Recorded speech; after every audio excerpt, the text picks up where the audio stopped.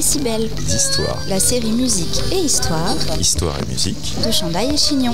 Le podcast des médiathèques de Saint-Médard-en-Jalles.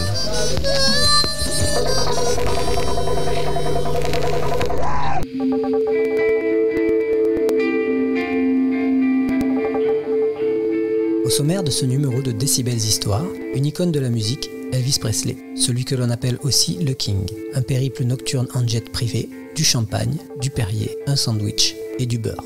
Salé.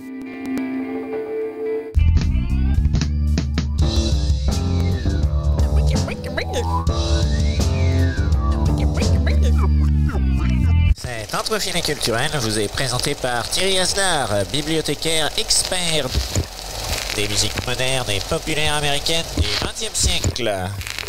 Il y a bien des façons d'aborder l'immense carrière d'Elvis Presley, à commencer par son répertoire musical bien sûr, œuvre monumentale au cœur même des musiques vernaculaires américaines, entre country et gospel, blues et jazz crooner, soul et pop, ou encore rock'n'roll et rhythm and blues. On peut aussi évoquer sa jeunesse et sa relation fusionnelle avec sa mère, ou ses débuts chez Sun Records à Memphis, au milieu des années 50. Il y a aussi le lourd dossier du colonel Parker, son funeste manager, ou encore, et dans le désordre, Elvis et le cinéma, Elvis à Las Vegas, Elvis et les femmes, Elvis et les drogues, Elvis et la religion, etc., etc. S'ajoutent à cela les nombreuses anecdotes, plus ou moins délirantes, qui jalonnent sa vie et son parcours.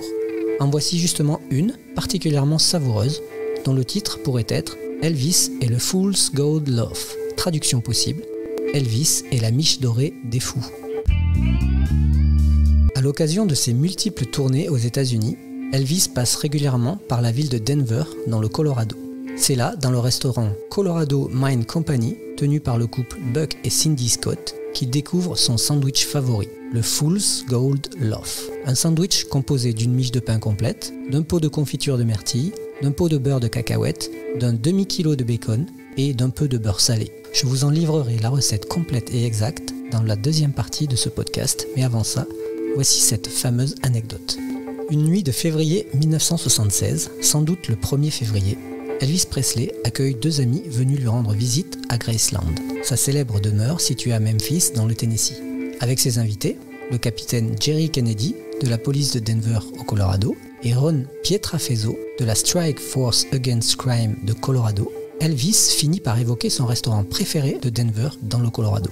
Il lui vient alors une envie soudaine et irrépressible de dévorer un de ses fameux sandwichs, Fool's Gold Loaf, spécialité du restaurant en question. Jusque-là, rien de très spécial. Pourtant, Elvis va transformer cette soirée somme toute banale en un périple délirant et par la même occasion donner naissance à cette anecdote savoureuse. Plutôt que de préparer ou de faire préparer ses sandwichs chez lui à Graceland, Memphis, Tennessee, le King sonne son jet privé et s'envole de Memphis pour Denver au Colorado. Non sans avoir auparavant commandé par téléphone une bonne vingtaine de Fool's Gold Loaf à Nick Andurlakis, le jeune chef cuisinier de ce fameux restaurant. Elvis, Jerry et Ron embarquent donc à l'aéroport de Memphis dans le Lisa Marie, un Convair 880 qui porte le même nom que la fille du King. L'avion rouge, blanc et bleu est équipé d'une salle de bain plaquée or, d'un système stéréo dernier cri, d'une salle de conférence et d'un lit. King size, bien sûr. Le vol entre Memphis et Denver dure 2 heures, sur une distance de 1600 km. Il coûte 16 000 $ de l'époque à Elvis, l'équivalent de 70 000 $ aujourd'hui, soit environ 66 000 €. L'atterrissage sur l'aéroport de Denver se fait aux environs d'1h30 du matin. Le jet privé rejoint alors un hangar où attendent déjà Buck et Cindy Scott, les propriétaires du restaurant, ainsi que le jeune chef cuisinier Nick Andurlakis. Ils ont amené avec eux 22 sandwichs Fool's Gold Loaf. Là, dans le confort sommaire du hangar Combs, dans l'aéroport international de Stapleton à Denver, qui a fermé depuis, le King, Jerry, Ron, Buck, Cindy, Nick et les deux pilotes de l'avion dégustent durant 3 heures ces 22 sandwichs géants qu'ils font passer à l'aide de champagne et semble-t-il de Perrier. Pour avoir une idée du carnage diététique que cela représente, chaque sandwich Fool's Gold Loaf est prévu pour nourrir 8 personnes environ et équivaut à 32 Big Mac, soit 8000 calories.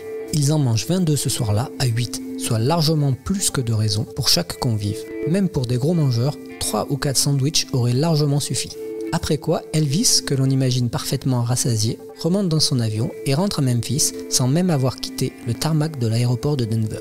Cet épisode des sandwichs du 1er février 1976, même anecdotique dans la vie et l'œuvre gargantuesque d'Elvis, contribue à nourrir les nombreux mythes qui entourent le King. Quant au sandwich mangé ce soir-là par les 8 convives, ils ont sans doute la plus grande empreinte carbone de toute l'histoire du sandwich.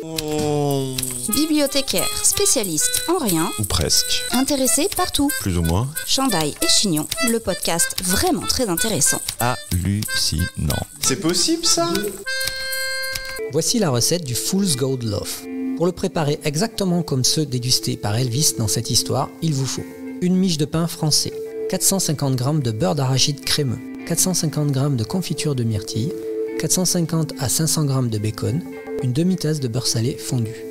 Préparation. Préchauffer le four à 180 degrés.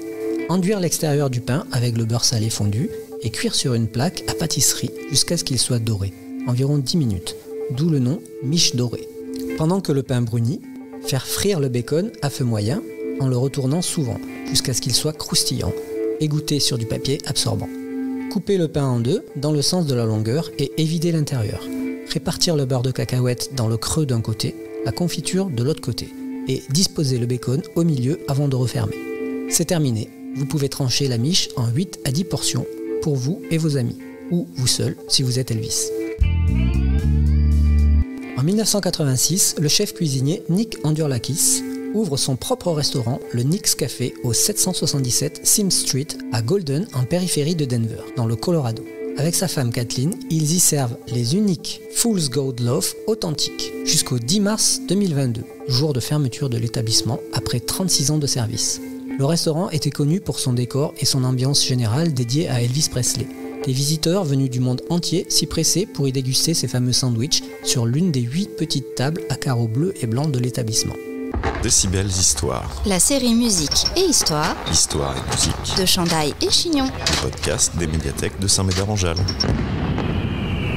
Elvis Presley, icône de la musique américaine du XXe siècle, est donc aussi connu pour ses goûts culinaires.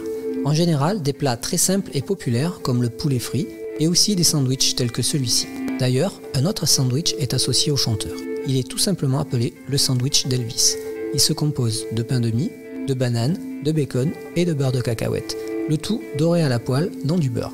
Grâce à Elvis, ces sandwichs sont aujourd'hui mythiques et sont présents dans de nombreux livres de cuisine. Ils font aussi l'objet de nombreux tutos vidéo. Le prix du Fool's Gold Loaf était à l'origine de 49,95 $, environ 37 €. Il faut garder en tête qu'il est prévu pour 8 personnes.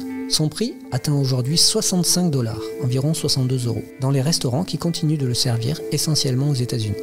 À travers cette anecdote, on mesure l'importance de la notion du point de vue, tout comme celle de relativité. Ce qui apparaît fondamental pour les uns peut dans un même temps sembler insignifiant pour d'autres.